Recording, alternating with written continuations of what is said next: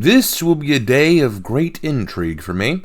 It seems Extra Credits, after going so long without sparking my ire, has at last released a video for me to respond to.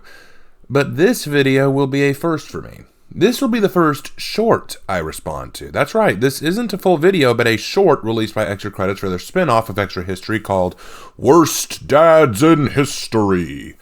I imagine by this title that it means that they'll be looking at the worst fathers in history and talk about how they did horrible things to their children or overall. Is there a worst moms in history too? Because I'd like them to please talk about some, like Catherine the Great's mom, for example. Awful woman there.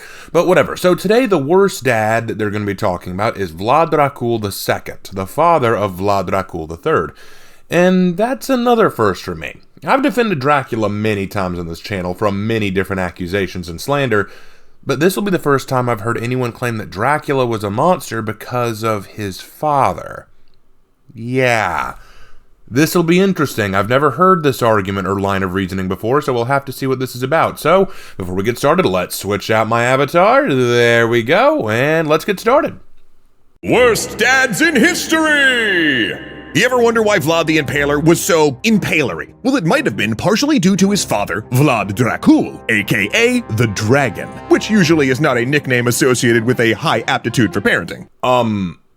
No, Vlad Dracula's nickname derives from his surname, the Dragon, and from the fact that he was a member of the Order of the Dragon, a medieval order of knights who were sworn to defend Christendom from the Ottoman threat.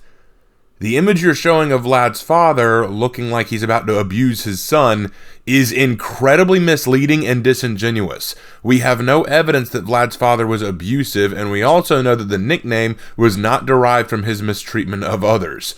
Already you're starting off very dishonestly. This is not good form, Extra Credits. Vlad Dracula was the Prince of Wallachia, a state sandwiched between the Ottoman Empire and the Christian states of Europe, both of whom he allied with often back and forth. So to ensure Vlad Dracula's loyalty, he left his two sons, including future Impaler Vlad, at the Ottoman court as hostages. Okay, alright, that's a bit better. Yes, Vlad's father was rather wishy-washy about who he allied with. It was after Vlad II sided with John Hunyadi in a recent battle with the Ottomans that Sultan Murad felt that he had to ensure his loyalty. He took both Vlad Dracula III and his brother Radu into custody as hostages in order to make sure Vlad's dad stayed loyal. So yeah, that works. Where they were educated in more ways than one. For example, seeing two other fellow captives get their eyes pulled out with red-hot irons. But that is not all. Even though he knew it would mean his sons would be executed, Vlad Dracula betrayed the Ottoman Sultan that had his kids. Plus, when the Sultan showed mercy and returned his children home, he was more shocked than joyful that they were still alive. Okay, this is incredibly misleading. Okay. Lots to talk about. First of all, let me explain the circumstances of the situation. John Hunyadi, the voivode of Transylvania, was launching a massive military effort against the Ottoman Empire. He was probably the biggest threat to the Ottomans at the time. And the Sultan wanted to make sure that Vlad II didn't get involved. So he took Vlad III and Radu hostage, saying they would be released if Vlad II, their father, remained on his side. And for a long time, Vlad II stayed true to his word. He stayed neutral. Pissing off Hunyadi, by the way. Now, at this time, Hungary and Poland were being allied together. They wanted to work together, but it was a strained relationship. And the Polish king was launching an offensive on Varna. To ensure this alliance went over well, Hungary urged all lands to offer up men to the war effort. Vlad II was put into an impossible position, because if he refused, it could ruin the alliance that they all had with Poland, which would put all their lands in great peril, and it would piss off Hungary, Hunyadi, and everyone else next door to him. He had no choice but to offer soldiers to the war effort. Your animatic here showing him smiling happily while handling over money or something is not accurate. When he was questioned about his loyalties, Vlad II wrote, quote, "Please understand that I have allowed my little children to be butchered for the sake of Christian peace, in order that both I and my country might continue to be vassals to the Holy Roman Emperor." End quote. The dude was well aware that he was in a difficult situation, okay? Secondly, the Sultan did not release Vlad III or Radu out of mercy. In fact, we're not sure if they were released at all. Most chronicles do not say he was released, and the only one that does is from the Ottoman historian Michael Critobulus, who said that when Vlad's father was killed, the brothers fled to the Ottoman territory for safety, which would imply that they had been let go, but there are no other accounts in Wallachian or Hungarian records that indicate the children were released to their father, and in his book on Dracula's biography, which I'm sure you took this from, Triptow even acknowledges that it's impossible to know if Vlad and Radu were released or not based on the evidence. But let's pretend that he was released. You know what? Let's go there. Let us pretend that Vlad was released to his father. It was not based on mercy. It was based on obligation. Why? You see, Sultan Murad couldn't kill Vlad and Radu after the siege of Varna. For one thing, the siege of Varna was a disaster for the Christians, so it didn't make any difference to him. Plus, shortly after, Vlad II showed up to make peace with the Ottomans for the sake of his sons, and Murad, once again, promised to return his sons in exchange for his cooperation, which he gave, at the cost of his life. This was not out of mercy. He did not spare them and send them home out of mercy. He was merely upholding his end of the deal, and that's assuming they were released at all. You know, because we don't even know if they were. Even if they were, though, it was not merciful. You're making the Ottomans sound like really nice people here with this whole, he let them go out of mercy. No. In fact, the funny thing is, the reason he didn't kill them, the reason he didn't execute the children, was mostly because then he'd lose his bargaining chip. He kept Vlad III and Radu healthy because they were his bargaining chip in Wallachia. If he killed them, then Vlad II has no more reason to stay loyal, and he would defect to Hunyadi, which is the last thing he wants. Murad was not stupid. And finally, the last thing I'll bring up, you say he was more surprised to see them than happy? Okay, where the hell did you get that information?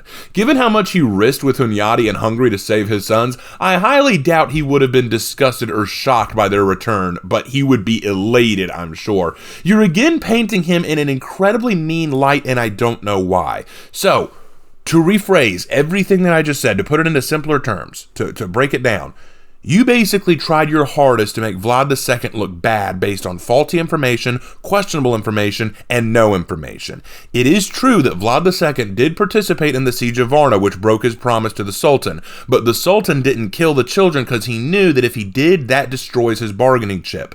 Vlad II came back to the Ottomans and begged them to spare his sons. They said, if you stay neutral from here on out, I'll give you back your sons. We don't know if this was honored, but even if it was honored, it was not based on Ottoman mercy, but based on Ottoman obligation. And then if they were returned, it was not something that, you were brought back. It was more of, thank God you're back.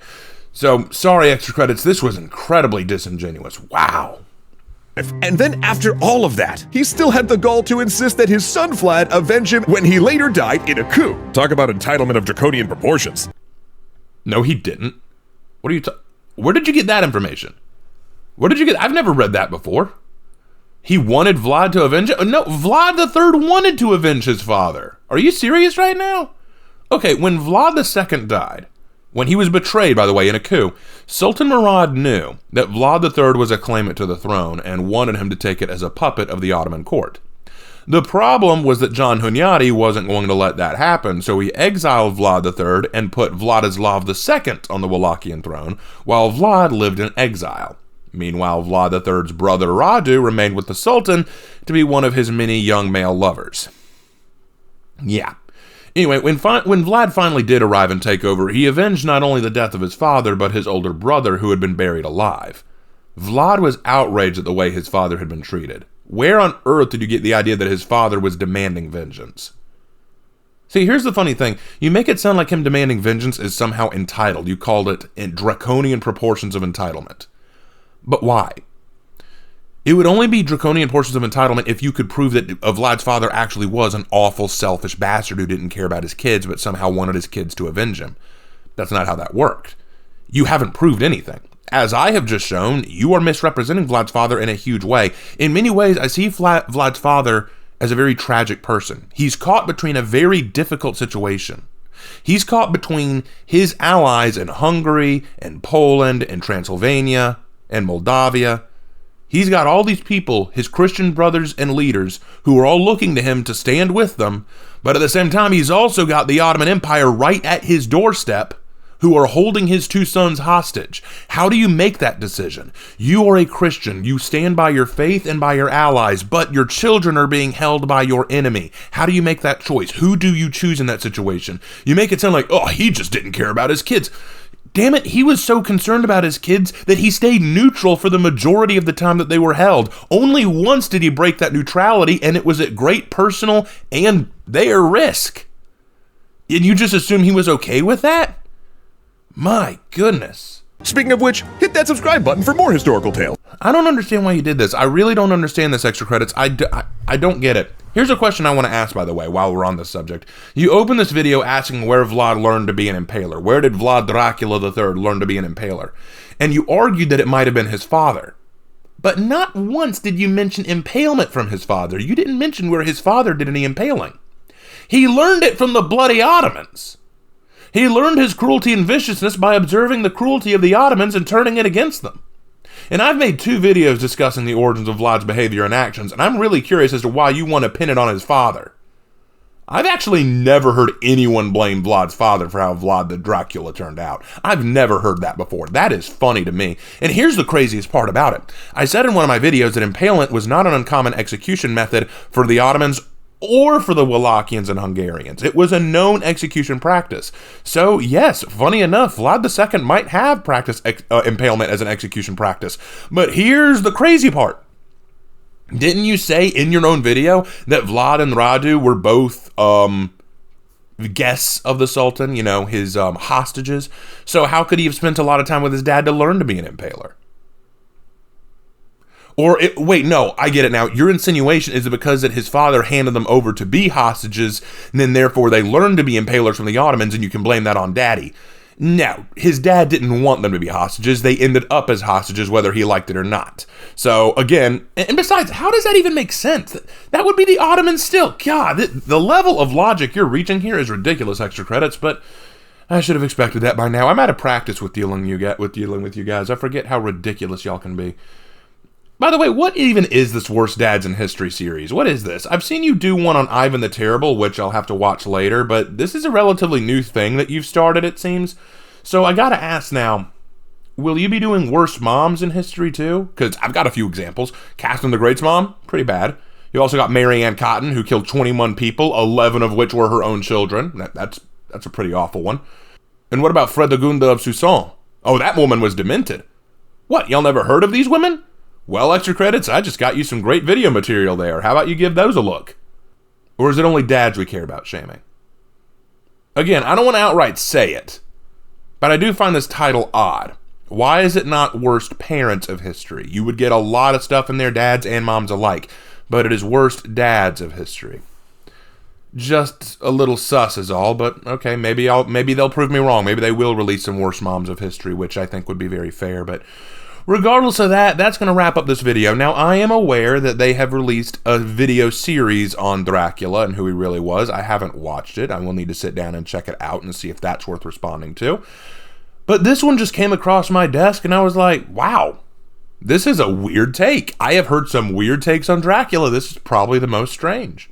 So, that about wraps this one up, guys. Thank you so much for watching. I'm not sure when my next response video will be, but keep sending me your content anyway, and I'll take a look at it. And as always, I will see you in my next video.